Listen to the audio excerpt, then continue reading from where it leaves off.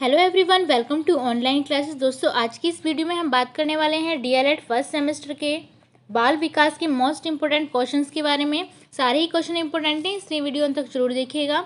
ये क्वेश्चन है वस्तुनिष्ठ टाइप के और ये आपके एग्जाम में बहुत ही ज़रूरी होते हैं। तो हम देखते हैं कि पहला क्वेश्चन क्या पूछा गया है। ये क्वेश्चन 2010 में पूछा जा चुका है।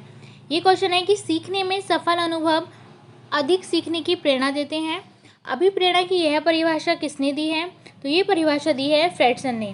फ्रेडसन ने ही कहा है कि सीखने में सफल अनुभव अधिक सीखने की प्रेरणा देते हैं। नेक्स्ट क्वेश्चन है, निम्नलिखित में से अभिप्रेरणा के स्रोत कौन कौन से हैं, यानी कि मोटिवेशन के स्रोत कौन कौन से होते हैं? तो आवश्यकता और उद्दीपक, ये दोनों ही अभिप्रेरणा के स्रोत होते हैं। तो वाह और सा इसका करेक्ट आंसर हो जाएगा। नेक्स्ट क्वेश्चन है, इंटरेस्ट शब्द का अर्थ होता है। दोस्तों, इंटरेस्ट शब्द का अर्थ होता है लगाव होना। तो आई इसका बिल्कुल करेक्ट आंसर होगा। नेक्स्ट है फोर्थ क्वेश्चन।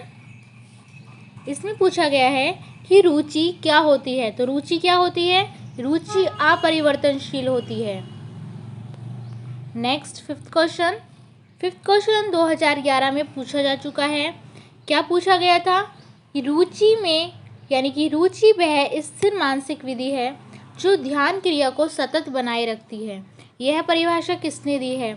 ये परिभाषा दी है बी.एन. झा की। बी.एन. झा ने ही कहा है कि रुचि वह स्थिर मानसिक विधि है जो ध्यान क्रिया को सतत बनाए रखती है। बाल विकास में परिभाषाएं बहुत ज़्यादा इम्पोर्टेंट हैं। आप सारी परिभाषा को अच्छे से याद करके जाइएगा। 6 क्वेश्चन भी 2012 में पूछा जा चुका है कि स्मृति का तत्व नहीं है। तो स्मृति का तत्व क्या नहीं होता? तर्क करना। तर्क जो होता है वो हमारे गणित में यूज़ होता है। तो स्मृति का तत्व नहीं है तर्क करना। और साइंस में भी तर्क का यूज़ होता है। नेक्स्ट है 7th क्वेश्चन। इसमें पूछा गया है, व्यक्ति में विद्यमान वह शक्ति जिसके कारण वह किसी कार्य को करने अथवा ना करने के लिए बाध्य हो जाता है कहलाता है। तो वह व्यक्ति जो विद्यमान वह शक्ति जिसके कारण किसी कार्य को करने अथवा ना करने के लिए बाध्य हो जाता है, तो वो कहलाता है अभिप्रेरणा, यानी कि मोटिवेशन। 8th क्वेश्चन है जो कि आपका 2015 में पूछा जा चुका है।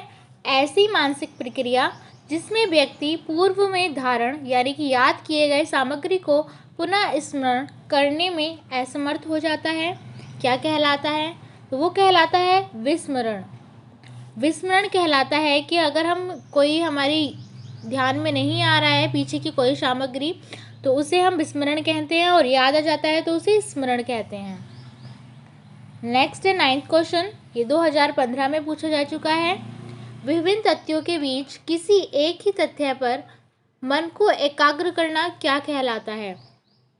तो मन को एकाग्र किए रहना कहलाता है ध्यान लगाना। जब हम ध्यान लगाते हैं तो उस टाइम हमारा मन एकाग्र रहता है।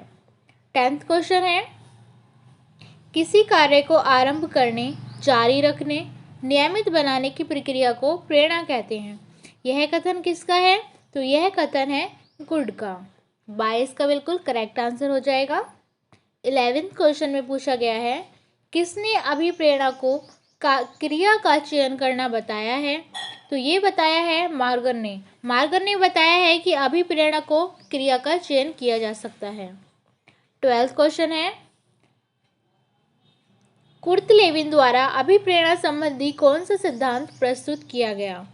तो कुर्ट लेविन द्वारा अभिप्रेरणा संबंधी क्षेत्रीयता का सिद्धांत प्रस्तुत किया गया था। आई इसका बिल्कुल करेक्ट आंसर होगा। 13th क्वेश्चन में पूछा गया है, समितियों के सदस्यों के अभिप्रेरण की प्रमुख विधि मानी जाती है। तो समितियों के सदस्य की अभिप्रेरण की प्रमुख विधि मानी जाती है बैठकें करना, सम्मेलन करना, सामाजिक कार्यक्रम करना। तो ये तीनों ही करेक्ट हैं, यानी कि उपरोक्त सभी इसका बिल्कुल करेक्ट आंसर होगा। 14th क्वेश्चन में पूछा गया है, ध्यान को प्रभावित करने वाला बाह्य कारक है। तो ध्यान को प्रभावित करने वाला बाह्य कारक होता है अवधि। अवधि बिल्कुल इसका करेक्ट आंसर हो जाएगा। 15th क्वेश्चन में पूछा गया है, ध्यान को प्रभावित करने वाला आंतरिक कारक कौन सा होता है? तो ध्यान को प्रभावित करने वाला आंतरिक कारक होता है आदत। आ इसका बिल्कुल करेक्ट आंसर हो जाएगा। 16th क्वेश्चन में पूछा गया है मूल प्रवृत्तियों पर आधारित होती है। तो मूल प्रवृत्तियों पर आधारित होती है जन्मजात रुचियाँ। जन्मजात रुचियाँ इसका बिल्कुल करेक्ट आंसर है।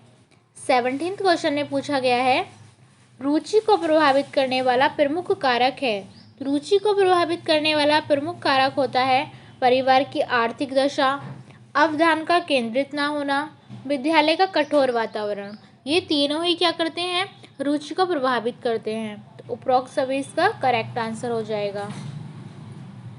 18th क्वेश्चन में पूछा गया है वह मानसिक प्रक्रिया है जिसमें अतीत में सीखे गए ज्ञान, अनुभव या कौशल को पुनः स्मरण किया जाता है। स्मृति की यह परिभाषा दी थी। तो स्मृति की यह परिभाषा दी थी हिलगार्ड ने ही कहा था कि स्मृति का मानसिक प्रक्रिया है जिसमें अतीत में सीखे गए ज्ञान, अनुभव या कौशल को पुनः स्मरण किया जा सकता है। 19th क्वेश्चन में पूछा गया है सांवेदिक स्मृति कहलाती है। तो सांवेदिक स्मृति कहलाती है तत्कालिक स्मृति। तत्कालिक स्मृति इसका बिल्कुल करेक्ट आंसर हो जाएगा। 20th क्वेश्चन में पूछा गया है अच्छी स्मृति के लिए प्रभावी नियम है। तो अच्छी स्मृति के लिए प्रभावी नियम क्या क्या होने चाहिए, आदत, परस्पर संबंध और निरंतरता। उपयुक्त सभी इसका बिल्कुल करेक्ट आंसर हो जाएगा। 21 क्वेश्चन में पूछा गया है विस्मृति का अर्थ है किसी अवसर पर प्रत्ययन करने, किसी पूर्व अनुभव को याद करने या कुछ समय पहले सीखे गए कार्य को करने में असफलता। विस्मृति की यह परिभाषा किसने दी है? दोस्तों ये परिभाषा दी है ड्रेवर ने। ड्रेवर इसका बिल्कुल करेक्ट आंसर होगा। 22 क्वेश्चन में पूछा गया है प्रेरणा एक आंतरिक दशा या कारक है जिसकी प्रवृत्ति क्रिया को आरंभ करने या बनाए रखने की होती है। अभिप्रेरणा की यह परिभाषा किसने दी है? ये परिभाषा दी है गिलफोर्ड ने। गिलफोर्ड बिल्कुल इसका करेक्ट आंसर है। नेक्स्ट क्वेश्चन है निष्पत्ति बराबर योग्यता प्लस प्रेरणा, यह समीकरण किसने प्रस्तुत किया था? तो achievement is equal to ability plus motivation, यह समीकरण दी थी वुडवर्थ ने। वुडवर्थ इसका बिल्कुल करेक्ट आंसर है। और आप इस समीकरण को भी याद रखिएगा कि ये कभी समीकरण जो दी थी वो वुडवर्थ ने दी थी। निष्पत्ति इज इक्वल टू योग्यता plus Prerna. Next and last question है जिन तथ्यों को भूतकाल में सीखा जा चुका है उन्हें स्मरण करने ही स्मृति है, यह कथन किसने दिया था? तो ये कथन दिया था वुडवर्थ ने। और ये क्वेश्चन 2017 में पूछा भी जा चुका है। दोस्तों सारे ही क्वेश्चन बहुत ही ज़्यादा इंपॉर्टेंट हैं। तो आई होप कि वीडियो आपको बहुत पसंद आया होगा। और यदि पसंद आया है तो प्लीज़ वीडियो को लाइक, शेयर और चैनल को सब्सक्राइब करना बिल्कुल मत भूलिएगा, क्योंकि डीएलएड से संबंधित सारे ही सब्जेक्ट की वीडियो मैं आपको अपलोड करा रही हूँ। तो आज के लिए बस इतना ही। Thank you so much.